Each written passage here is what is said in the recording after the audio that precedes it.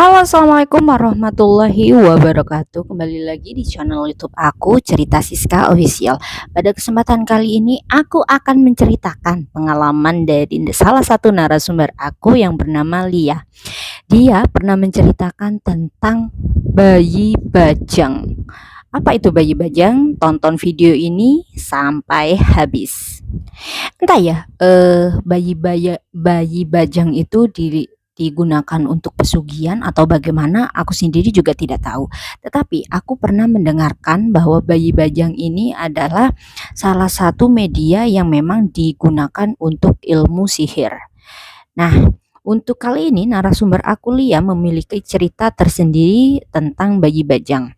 Nah, cerita lengkapnya seperti ini. Sumber aku yang bernama Lia ini menceritakan tentang pengalamannya yang pernah diganggu oleh salah satu bayi bajang. Bayi bajang ini apa sih sebenarnya? Kalau menurut penelusuranku atau cerita yang pernah aku alami adalah bayi bajang ini adalah salah satu sosok yang memang menyerupai seperti bayi. Jadi bayi yang memang waktu itu semasa masih ada di dunia itu adalah bayi yang dikeluarkan melalui aborsi. Jadi memang bayi-bayi yang malang gitulah ya. Nah, kali ini cerita dari Lia adalah ketika dia itu sering sekali sakit-sakitan selama 1 tahun setelah dia keguguran. Dia itu memang selama menikah itu mengalami kondisi di mana dia itu sering sekali keguguran, dan saat keguguran itu dia itu pasti hamil di usia 3 bulan.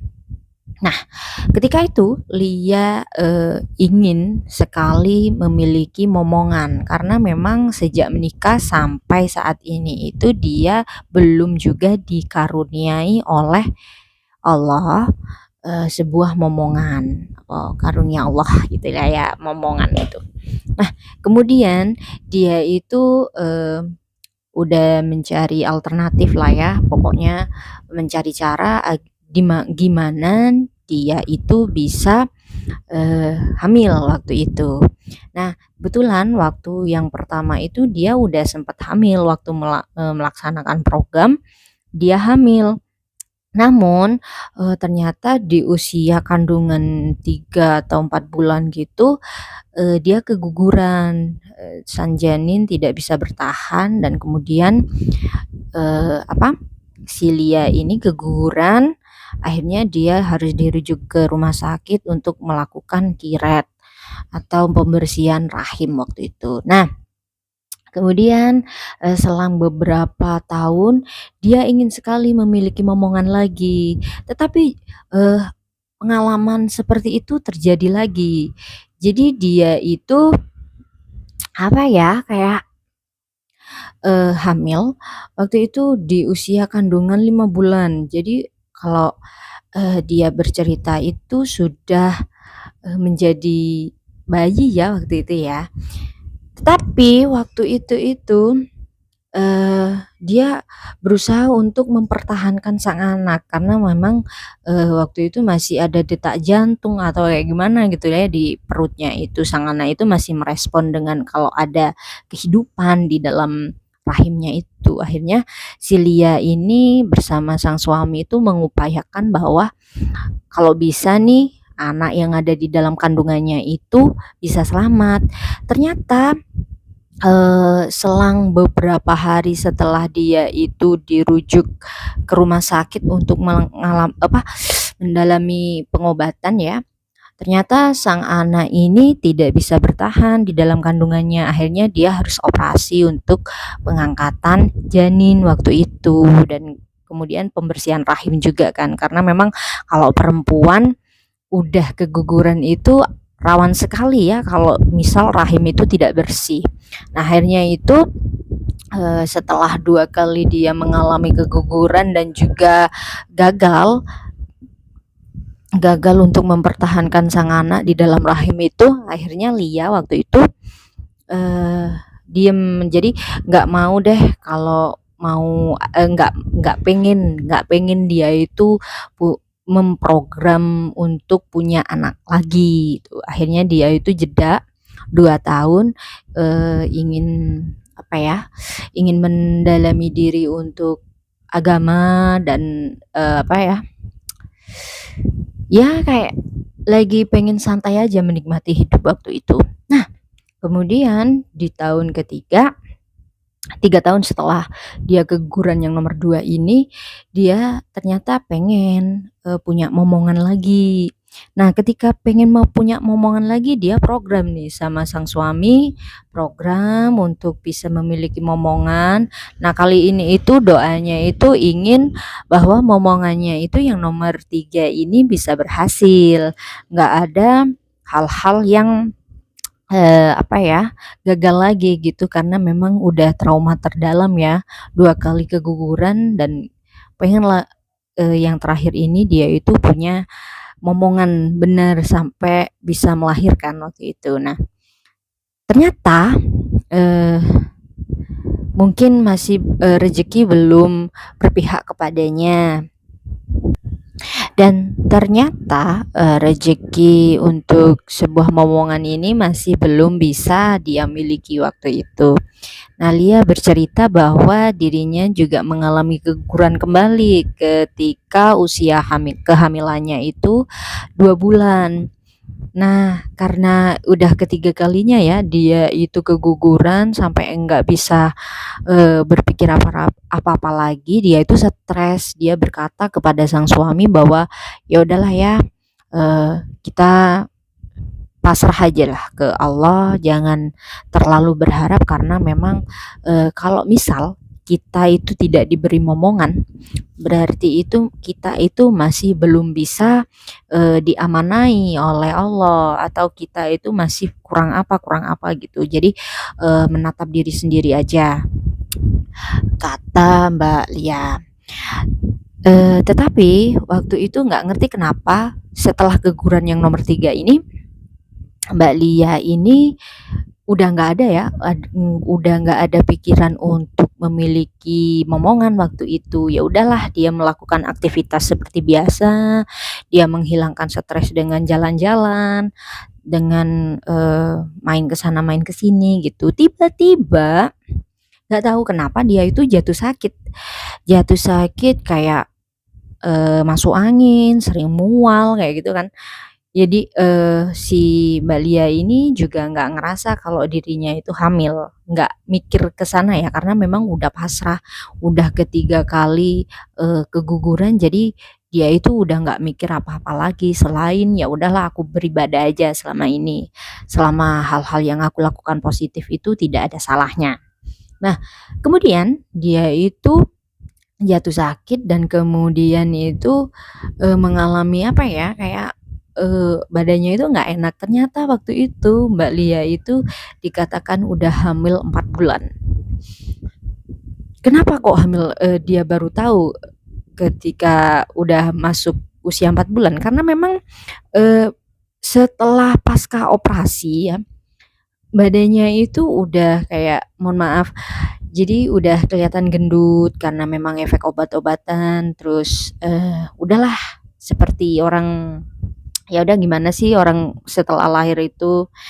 Jadi memang karena konsumsi obat-obatan itu, bentuk tubuhnya itu berubah. Nah, kemudian itu, dia itu kan sedikit gendut gitu kan. Jadi, ya dia pikir itu tubuhnya itu ya seperti itu, jadi nggak hamil gitu. Dia nggak nyangka kalau dia itu hamil.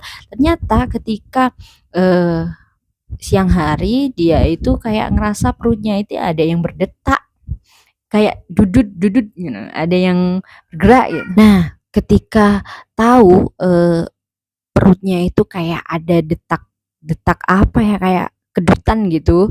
Akhirnya dia itu bilang ke sang suami, "Ih, ini kok kayaknya perut aku itu kayak ada yang aneh," gitu. Nah, kemudian, sang suami itu segeralah ya mengajak Mbak Lia itu untuk ke dokter untuk memeriksakan apa yang terjadi saat itu, karena memang dia itu takut ya, kalau perempuan itu kalau udah masalah rahim itu ya takut banget. Aku juga takut kan kalau masalah rahim, ya takutnya ada apa-apa. Nah, ternyata ketika di USG, Mbak Lia ini hamil 4 bulan, dan waktu itu memang kondisi dari sang janin ini sehat, dan ternyata di kehamilan ini dia bisa mempertahankan sampai lahiran. Wow, seneng banget, meskipun suaminya juga seneng banget.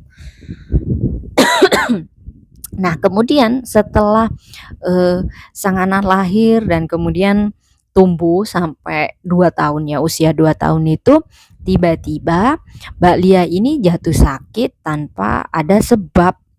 Sakitnya itu aneh, seperti dia itu sering melihat anak kecil yang sering berlari-lari di rumahnya. Nah, dia itu mikir, ini anak kecil siapa gitu kan ya? Apa aku itu ada salah atau gimana gitu, aku nggak tahu. Nah, Mbak Lia itu bilang seperti itu. Nah, kemudian dia itu pernah mengalami salah satu mimpi yang aneh. Ketika dia itu melihat salah satu anak yang mendatangi dia dengan baju yang sobek-sobek. Lah, anak laki-laki yang dalam mimpinya ini anaknya itu laki-laki. Kok anak laki-laki, seperti anak yang nomor tiga? Nomor tiga itu memang ada jenis kelaminnya ya, laki-laki waktu itu. Akhirnya Mbak Lia itu mikir, apakah ini anakku ya? Jadi dia itu datang ke dalam mimpi dan kepengen memberitahu sesuatu. Ternyata waktu dia itu bercerita ke sang sang suami juga, oh ya udahlah, kalau kita kalau kita udah didatangi sama si anak, berarti si anak itu meminta tanggung jawab, sebagai orang tuanya itu harus ngapain lah di rumah, kayak ngirim doa, Al-Fatihah atau kayak gimana. Jadi Mbak Lia itu dengan cepat itu mengadakan suatu selamatan, ya selamatan lah kayak gitu ya, kalau orang Jawa itu bilangnya. Jadi tahlilan, baca doa untuk mengirim Al-Fatihah ke sang jabang bayi waktu itu. Nah, kemudian Mbak Lia ini masih jatuh sakit aja, masih semakin parah gitu loh. Nah, kemudian orang tuanya ini kan karena kasihan atau kayak khawatir gitu sama sang anak, akhirnya itu Mbak Lia ini ditanyakan ke orang pintar, orang semacam dukun bayi ya waktu itu ya, dukun bayi yang memang tahulah orang-orang yang tahu kayak gitu. Akhirnya waktu tanya ke si dukun bayi ini bilang, "Mbak, sepertinya anakmu ini jabangi jabang bayinya anakmu ini sedang pakai sesuatu." Karena waktu itu memang setelah keguguran itu memang si bayi ini itu dikubur di sebelah sebelah sang nenek, kuburan sang nenek kayaknya. Jadi karena memang udah ngerasa aneh, dan memang waktu itu tiba-tiba dia itu melihat anak kecil yang lalu lalang seperti itu, akhirnya dia itu ke makam sang bayi. Nah, si siapa namanya, si Mbak Lia ini dan suami memang jarang banget ya untuk berkunjung ke makam waktu itu ya, kalau enggak Jumat Legi ya, biasanya kalau mau puasa berkunjung ke makam. Nah, ketika di makam saat ingin nyekar gitu ya, nyekar ke makam bayinya ini tadi, ternyata kuburan sang bayi ini udah digali sama orang, jadi cuma ada kain kafannya aja gitu. Tulang belulang sang bayi juga nggak ada. Jadi kaget dong, waduh, ini siapa yang tega ngambil-ngambil kayak gini itu. Akhirnya dia lapor dilapor ke petugas pemakaman itu, dan si petugas pemakaman juga, waduh Mbak, aku juga kurang tahu. Kalau kayak ginian ini biasanya orang-orang yang usil atau memang orang-orang yang memang mendalami sebuah ilmu yang bisa ngambil-ngambil kayak gini. Akhirnya apa ya, dia itu datang ke si dukun lagi dan mengatakan bahwa tulang belulang sang anak itu tidak ada, hanya ada kain pocongnya waktu itu, kain kafannya aja, tali pocong pun itu tuh udah nggak ada, karena memang waktu itu sang anak itu udah berubah bayi loh. Dan itu waktu di rumah itu ya nggak sempet dimandikan, cuma waktu itu memang dibawa sama sang ayah dan dimakamkan seperti manusia waktu itu, seperti manusia dewasa maksudnya. Nah, kemudian setelah menceritakan tentang itu, si Mbak Lia ini semakin parah keadaannya, jatuh sakit tapi sakit nggak tahu kenapa. Jadi kayak badannya itu seperti ditusuk-tusuk dan seperti merasakan rasa lebam, rasa sakit yang luar biasa di seluruh tubuh. Akhirnya waktu tanya ke si dukun bayi ini kan juga orang pintar ya, orang pintar yang memang tahu dalam hal-hal seperti itu. Nah, si dukun bayi ini bercerita bahwa ini bayimu ini sedang dipakai seseorang untuk media hal-hal yang nggak baik gitu katanya. Jadi memang dipakai untuk pesuruh gitu. Waduh, takut dong ya. Ini gimana solusinya, Bu? Aku juga nggak ngerti hal-hal seperti ini tuh gimana ya. Seperti kayaknya kamu harus apa ya? Ke orang apa namanya? Ke orang pintar yang memang punya ahli dalam hal-hal seperti ini itu, agar bisa memutus seperti itu. Dan ternyata nggak usah ke orang pintar, Pak D-nya ini, Pak D dari si cowok ya, si suami ini emang tahu hal-hal seperti itu. Dan alhamdulillah waktu itu sang Pak D itu mau membantu Mbak Lia dan suami itu menemukan di mana letak tulang belulang sang anak yang dipakai untuk hal-hal seperti itu. Dan ternyata benar, sang Pak D ini kan orang pintar ya, orang pintar, dan dia itu melakukan satu cara yang memang sangat aneh sekali menurut aku ya, karena aku yang mendengarkan ceritanya juga, kok bisa seperti itu. Jadi sang Pak D ini membawa Mbak Lia dan suaminya ini ke makam sang anak, dan kemudian itu di sana itu kan tanah dari bekas kuburan tulang belulang anaknya itu di dipegang sama si Pak D ini tadi. Waktu dipegang ternyata tiba-tiba ada satu kayu yang apa ya, berputar di sana itu, dan memberitahu bahwa arah dari rumah orang yang membawa tulang belulang anaknya itu ada di sana gitu. Nah, saat itu tuh menuju ke utara. Akhirnya kayu tersebut itu diambil sama si Pak D untuk petunjuk. Nah, mereka meninggalkan makam lah waktu itu, meninggalkan makam sampai di perempatan jalan ya, di depan jadi dari kalau masuk ke kuburan itu kan melewati persimpangan jalan. Nah, kayu itu diletakkan di jalan itu waktu itu sama Pak D-nya itu, dan kemudian berputar lagi dan ngasih tahu arah bahwa tempat dari yang mengambil tulang belulang itu di mana. Itu kayu itu berputar dan ngasih tahu arahnya ke sana. Akhirnya ke sana bertemu dengan pertigaan jalan lagi. Nah, di pertigaan jalan itu tadi dia meletakkan kayu itu lagi.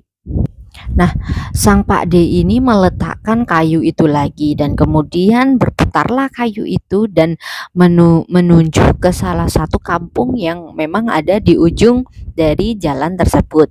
Kemudian Pak D dan juga Mbak Lia dan suami itu berjalan ke sana. Di sana mereka bertanya ke salah satu warga yang memang saat itu sedang duduk di apa ya, kayak gazebo itu, apa bukan gazebo sih, apa sih namanya itu ya, pos yang dibuat pos ronda kayak gitulah, pokoknya itulah ya, pos siskampling skampling. Nah, waktu itu ada beberapa bapak yang memang duduk-duduk waktu itu di sana. Ketika bertanya, "Pak, mau tanya dong." Pak D itu bertanya, "Pak, mau tanya dong, di sini itu ada nggak sih orang pintar yang memang sedang bisa apa ya, orang pintar yang bisa dalam hal-hal seperti itu?" "Oh, ada, Pak. Rumahnya paling ujung. Di pokoknya paling ujung sendiri yang nggak ada tetangganya," gitu katanya. Nah, si Pak D ini langsung, "Wah, kayaknya mungkin lah ya. Mungkin yang dimaksud itu adalah orang yang tersebut." Nah, waktu itu mereka masuk dan kemudian duduk di salah satu rumah kosong ya, rumah kosong lah waktu itu. Dan si Pak D ini kemudian naruh si kayu itu lagi dan ternyata menunjuk ke arah sana memang yang udah di apa diarahin sama bapak-bapak yang ada di pos tadi. Nah, semakin kuat akhirnya mereka mereka jalanlah ke rumah yang memang dipercaya sebagai rumah dukun sakti waktu itu. Nah, ketika ke sana mereka bertamu memang ingin berniat untuk menanyakan hal-hal yang semacam itu. Nah, waktu itu bertamu dan saat itu memang ada eee, lelaki tua yang keluar dari rumah itu dan menyapa mereka dengan sapaan yang baik waktu itu, "Oh ya, silakan masuk," gitu. Nah, Pak D-nya itu juga mewakili mereka ya karena memang Mbak Lia sama sang suami ini takut kalau misal ngomong nanti dikira marah atau dikira apa-apa, itu takut. Akhirnya memasrahkan sebuah omongan itu ke sang Pakde. Nah, Pakdenya ini saat masuk dan bertamu, saat itu memang ada Mbak Lia, Mbak, sama suaminya itu juga. Mereka itu di sana itu di ruang tamu itu bertanya, si Pakdenya ya, Pakdenya itu bertanya, "Bapak, di sini kami bermaksud untuk menanyakan sesuatu yang memang nanti bakalan menuju ke hal-hal yang sensitif itu. Karena memang udah izin dulu, jadinya obrolannya itu enak, nggak saling apa ya, adu pendapat atau adu adu apa sih namanya, argumen kayak gitu kan. Karena kan sulit ya kalau kita harus menghubungkan obrolan untuk menghubungkan niat kita bahwa memberitahu kalau niat kita itu datang itu untuk kebaikan, itu kadang sulit ngobrolnya ke orang. Jadi kalau nggak pelan-pelan juga nggak bisa. Hanya sang Pak D ini mengatakan sesuatu kepada si Mbah Dukun ini. "Bapak, ini begini, saya maksudnya untuk ke sini itu untuk mencari tahu apakah benar kalau memang nanti ada kesalahan dari kami, mohon maaf sebelumnya karena memang kami ini itu hanya sekedar informasi saja dari A, B, C, D, E gitu katanya." Ya udahlah, memulai percakapan seperti itu si Mbak Dukun itu langsung menjawab, "Oh ya, monggo silakan. Silakan kalau memang apa, memang ada yang bisa aku jawab, monggo, kalau enggak ya udah," gitu kan. Nah, kemudian si Mbak Dukun ini ditanyain sama si Pak D-nya itu, "Ini begini, dia ini orang tua dari apa ya, makam seorang bayi yang ada di sana." Jadi diceritakanlah seperti itu. Nah, waktu berkunjung ke makam anaknya ini, tiba-tiba di sana itu tidak ada tidak ada tulang belulang dari sang anak, hanya ada kain kafannya saja. Nah, ternyata si dukun ini bilang, "Oh, ya mohon maaf," gitu katanya. "Karena memang kita itu mencari mencari kuburan yang memang enggak di apa ya, kuburan anak kecil yang memang nggak pernah dirumat oleh sanak keluarganya. Jadi memang Eee, kita maaf ya, mohon maaf sebelumnya karena aku sendiri juga adalah dukun yang memang mendalami ilmu hitam gitu. Akhirnya, kita mengambil tulang belulang dari kuburan bayi-bayi yang memang tidak dirumat atau tidak apa ya, tidak di tidak pernah disentuh oleh keluarganya. Nah, saat itu memang saya menemukan bahwa ada kuburan yang memang nggak dirumat atau nggak dirawat ya sama keluarganya. Akhirnya ya mereka si Badukun ini bilangnya kalau kuburan itu memang udah nggak dijamah sama keluarganya atau ditinggalkan kayak gitu. Akhirnya dia mengambil tulang belulang tersebut itu dan kemudian dipakailah untuk jimat. Nah, saat itu kemudian Mbak Lia dan suami itu berkata, "Oh iya Pak, mungkin kesalahan kita karena kita tidak pernah mengunjungi makam dari anak-anak kita." Nah, kemudian si dukun ini mengembalikan ya tulang belulang dari anaknya dan kemudian dimakamkan kembali dengan layak dan diberi batu nisan waktu itu. Diberi nama, akhirnya dikembalikan lagi dan kemudian Mbak Lia waktu itu tidak sakit lagi dan kemudian normal. Dan dia sekarang sudah punya anak 2. Nah, itu ceritanya itu udah di tahun yang lalu gitu ya. Sekarang itu dia udah punya anak 2 dan hidupnya udah bahagia. Begitu cerita dari Mbak Lia yang pernah didatangi oleh Bayi Bajang. Nah, bagi kalian yang memang punya anak yang udah nggak ada itu, kalau bisa itu makamnya itu dirawat atau sering dikunjungi agar tidak terjadi atau terhindar dari hal-hal yang seperti ini. Begitu cerita lengkap dari Bayi Bajang Mbak Lia. Oke, terima kasih karena sudah menonton video ini sampai habis.